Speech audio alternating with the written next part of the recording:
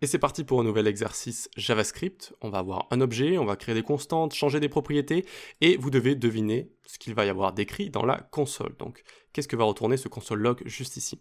Je vous mets quelques réponses possibles, mettez sur pause, essayez de trouver la bonne réponse, essayez de bien comprendre aussi, pas juste de prendre au hasard, mais de pouvoir expliquer votre réponse. Allez, dans 3, 2, 1, je vous donne la réponse, c'est Spartacus, Spartacus. Donc voyons voir. Hop, c'est bien Spartacus, Spartacus. Mais alors pourquoi? Eh bien, les plus avancés en JavaScript auront compris que j'ai envie de parler des valeurs de référence et des valeurs primitives. Valeurs primitives et valeurs de référence. Ça va avoir un rapport avec la mémoire en JavaScript, comment les variables sont enregistrées et leurs valeurs et leurs types. En général, quand on veut expliquer ça, on montre un petit exemple. Alors, pour commencer, on parle des valeurs primitives.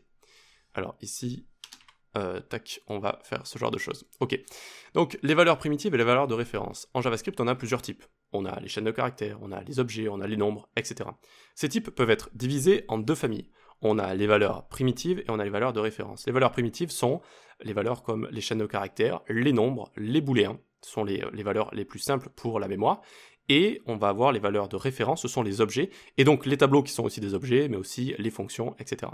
D'accord? Donc valeurs primitives, valeurs de référence. Les valeurs primitives, c'est ce qu'on va voir juste ici par exemple. On a une variable a est égale 5.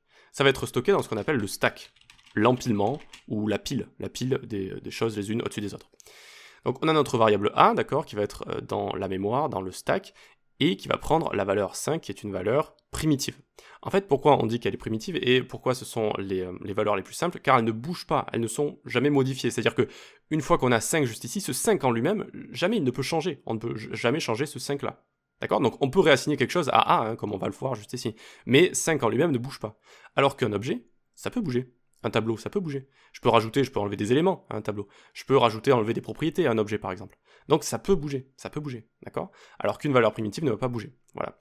Et même si je fais donc let b est égal à A c'est égal à quoi? À 5. Donc c'est une valeur primitive. Donc ici, ça va juste, dans la mémoire, m'enregistrer B avec la valeur 5.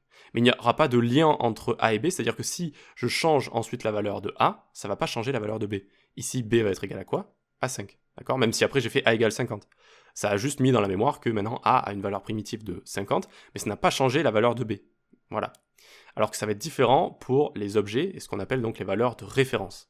Donc les valeurs de référence, ça va notamment être stocké dans un endroit de la mémoire qui s'appelle heap, ça veut dire le tas, la mémoire dynamique.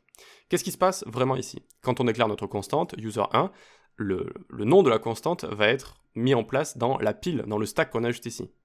Mais en tant que valeur, on va plutôt avoir une référence qui va pointer vers le heap, le tas, qui est un second endroit de la mémoire où on va stocker donc tout ce qui est dynamique, d'accord? Toutes les références dynamiques, donc les objets, les tableaux, etc. Sachant que je vous rappelle que les tableaux sont des objets avec des méthodes, des propriétés, une syntaxe spéciale, mais ce sont des objets, comme les fonctions par exemple aussi. D'accord? Très bien. Donc ici, on va voir const user1 est égal notre objet. Donc user1 déclaré dans le stack, dans la pile, qui va pointer, qui va avoir une référence vers la mémoire dynamique, vers l'endroit où est stocké cet objet-là. Ok, donc maintenant, qu'est-ce qui se passe par la suite? On a const user2 est égal user1. Const user3 est égal aussi user1. Donc en fait, à chaque fois, on va avoir la même référence vers cet objet. Donc là, je vais avoir carrément 3 constantes qui ont une même référence. Ça, c'est parfait pour avoir des bugs et pour avoir des effets secondaires complètement indésirables. Ça veut dire que si j'arrive à modifier cet objet, ça va modifier à chaque fois, entre guillemets, toutes ces constantes, ou plutôt la référence que toutes ces constantes ont, la référence commune. Ok?